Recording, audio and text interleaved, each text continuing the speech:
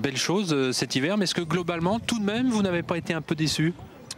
Si, heureusement, il a gagné un quintet en fin de meeting parce que c'était vraiment mon espoir numéro un. Puis ça m'a un petit peu coincé en une meeting. Il avait fait 2-3 blagues. Pour quelle raison?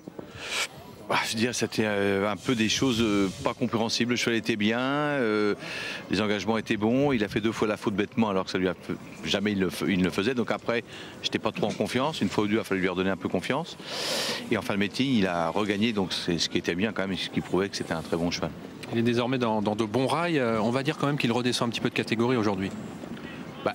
Redescendre de catégorie, c'est pas 300 000 euros, mais il est juste bien dans sa catégorie. Mais c'est vrai que sur le papier, on va dire que le lot est peut-être moins relevé que ce qu'il a couru les dernières courses. La distance est bonne, le cheval a eu le temps de récupérer depuis sa dernière course, donc sur le papier, c'est pas mal. On a vu qu'il pouvait attendre. Vous le préférez devant ou en attendant?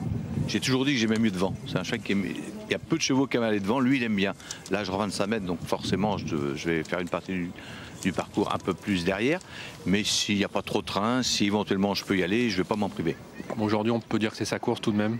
Sur le papier, oui. Sur le papier, c'est sa course. Le cheval me paraît bien. Il a bien travaillé. J'ai pas eu de soucis. Donc... Mais bon, avec les chevaux, il faut toujours se méfier. Une course est une course. Mais c'est vrai que je serais déçu de ne pas être dans le coup. Voilà, on le retrouve ici en